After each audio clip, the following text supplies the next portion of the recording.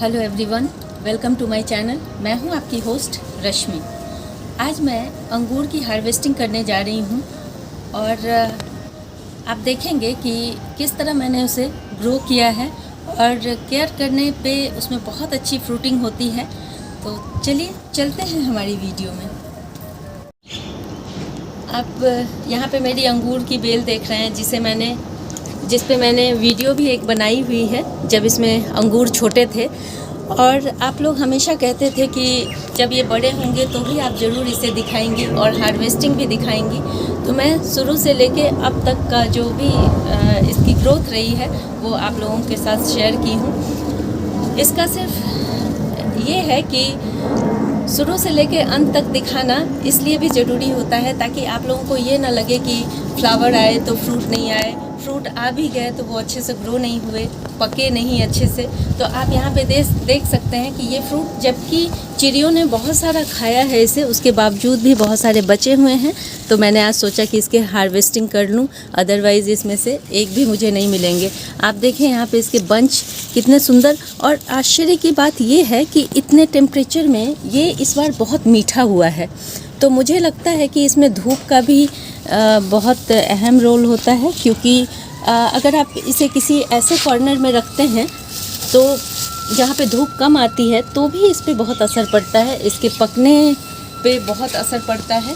और इस बार मैंने जिस एरिया में इसे रखा है इसमें तकरीबन 10 घंटे की धूप रहती है और मेरा ये प्लांट इस वजह से बहुत बढ़िया और इसके अंगूर भी बहुत मीठे हो गए हैं। जबकि ये ब्लैक वाले अंगूर हैं और इसमें अगर आप इसको ग्रीन में खाएंगे तो ये थोड़ा खट्टा मीठा लगता है, लेकिन पूरी तरह जब ये ब्लैक हो जाते हैं, पूरी तरह जब ये पक जाते हैं तो इनका ये मीठे हो जाते हैं। इसमें मुझे एक ड्रॉबैक लगता है कि इसमें हर अंगूर में एक एक बीज है। अगर ये सीडलेस होता तो इसके कहने ही क्या, बहुत बढ़िया होता। और आप लोगों ने इसकी वैरायटी पूछा है मुझसे कि इसकी कौन सी वैरायटी है, तो मुझे ये पता नहीं, क्योंकि मुझे ये किसी ने गिफ्ट दिया था और मैंने ऐसे ही लगा दिया था। मुझे ये भी नहीं पता था कि ये ब्लैक वाले अंगूर हैं। जब ये पकने लगे तब मुझे पता चला कि ये इसकी वैरायटी है। तो आप जब भी अंगूर लगाएं तो आप ये चेक ज़रूर करें कि इसमें भी बहुत सारी वैरायटी होती है, तो ये ज़रूर पक्का करें कि वो सीड से ना ग्रो हुए हों। सीड से जो ग्रो होते हैं वो 5-6 साल का टाइम ले लेते हैं और वो भी अच्छे से केयर करने के बाद। इसलिए कलम से लगे हुए प्लांट ही लगाएं और उसके बारे में अच्छे से जानकारी हासिल करें। जब मैंने अंगूर की वीडियो डाली थी तो बहुत सारे हमारे व्यूअर का सवाल आया था कि इसको किस मौसम में लगाना चाहिए। और कुछ हमारे व्यूअर ऐसे भी हैं जो नर्सरी से लेके भी आ गए थे। और मैंने जबकि बोला हुआ है कि इस मौसम में जब मई जून का मंथ होता है उसमें इस तरह के प्लांट लाने से बचें। लेकिन अगर आप लेके आ ही गए हैं तो उसे जिस स्थिति में वो है, अगर वो छोटे से ग्रो बैग में ही रखा हुआ है तो उसको सेडी प्लेस में ऐसे ही छोड़ दें। मानसून का वेट करें, उसको जल्दबाजी के चक्कर में उसको रिपोर्ट करने की कोशिश ना करें, उसको धूप में ना रखें। कुछ चीज़ों का अगर आप ध्यान रखेंगे तो वो भी सर्वाइव कर जाएगा। लेकिन फिर भी जिन्हें जानकारी नहीं है वो इन चीज़ों से ज़रूर बचें। और सबसे अच्छा जो मौसम होता है अंगूर लगाने का वो है मॉनसून का सीज़न। आप स्प्रिंग में भी लगा सकते हैं, लेकिन मॉनसून में कोई भी प्लांट रिस्क नहीं होता, आप लगा दें। अगर थोड़ी बहुत गड़बड़ी भी हो जाती है तो नेचर संभाल लेती है। इसलिए कोशिश करें कि फ्रूट के प्लांट जो भी हैं वो आप मॉनसून के सीज़न में ही लगाएं। मेरी किसी एक और व्यूअर ने पूछा कि उनके प्लांट में अच्छे से केयर करने के बावजूद भी सिर्फ 1-2 गुच्छे ही आए तो उन्हें क्या करना चाहिए। तो ऐसा है कि कोई भी जो प्लांट होता है वो जब तक, ये बहुत ज़रूरी होता है कि वो कितने साल का है, उसकी मैच्योरिटी लेवल कितनी है और किस तरह से उसकी केयर की जा रही है, इन सब बातों पे डिपेंड करता है। कंटेनर साइज़ उसका क्या है। अगर आपका प्लांट छोटा है तो नेचुरली आप खुश हों कि उसमें 1-2 गुच्छे भी आए, क्योंकि ये अभी स्टार्टिंग है। जब शुरुआत के दिनों में आपने देखा होगा कि कोई भी फल जब पहले साल फ्रूटिंग करता है तो वो फलों से नहीं लग जाता, उसमें कम फ्रूट आते हैं। फिर जैसे जैसे वो मैच्योरिटी उसकी आती जाती है वैसे वैसे फिर उसके फ्रूट का उसमें फ्रूट ज़्यादा बनते हैं और अच्छी क्वालिटी के बनते हैं। हो सकता है शुरुआती दिनों में, मैंने आप लोगों को बोला भी है कि यहाँ पे अंगूर खट्टे होते हैं, मतलब मीठे नहीं हो पाते हैं, लेकिन इस बार जब मैंने इसे टेस्ट किया तो ये बहुत मीठे हैं। तो थोड़ा सा क्लाइमेट का भी, वेदर का भी इसमें बहुत बड़ा रोल होता है। और चूँकि अंगूर एक पर्टिकुलर क्लाइमेट में ही बहुत अच्छे डेवलप होते हैं, इसके लिए 15 से लेके 40 डिग्री का जो टेम्परेचर होता है वो बहुत आइडियल माना जाता है। तो अगर आप जिस भी इलाके में रहते हैं, अगर वहाँ का टेम्परेचर 15 to 40 है तो बहुत अच्छा है। लेकिन मैं जिस जगह रह रही हूँ वहाँ का टेम्परेचर इस बार 49 डिग्री चला गया था।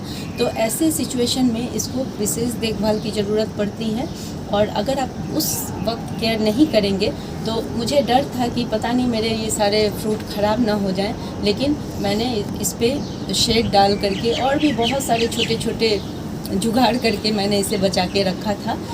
तो ये इस कदर अभी देखें पूरे काले काले हो गए हैं। बहुत सुंदर बंच आप देख सकते हैं, इतना बढ़िया। जबकि इसमें आप देखेंगे कि बहुत सारे खा लिए गए हैं, ये यहाँ से मिसिंग है, बहुत सारे मिसिंग है। तो ये चिड़ियों का काम है, क्योंकि वो हमेशा इसे खाती रहती हैं।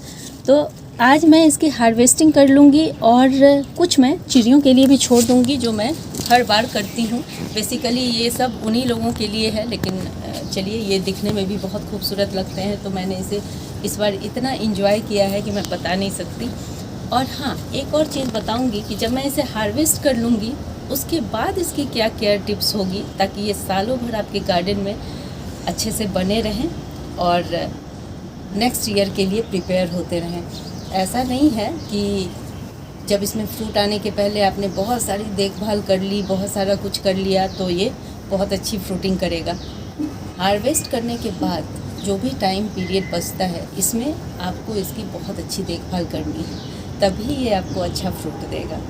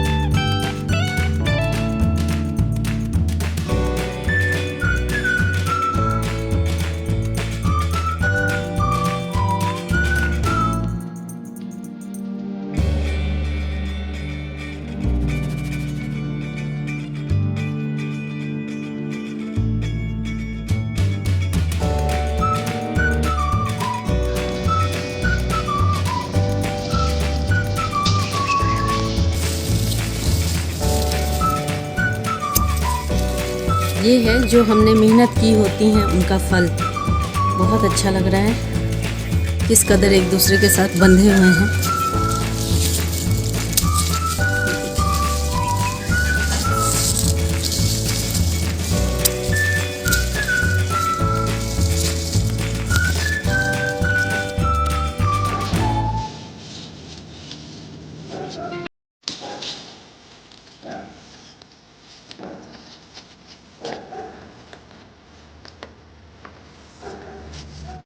ये देखें कहाँ कहाँ ये लगे हुए हैं, ये देखें अंदर अंदर तक में। बाहर से देखने से बिल्कुल नहीं लगता कि इसमें इतने सारे अंगूर हो सकते हैं। बहुत बढ़िया।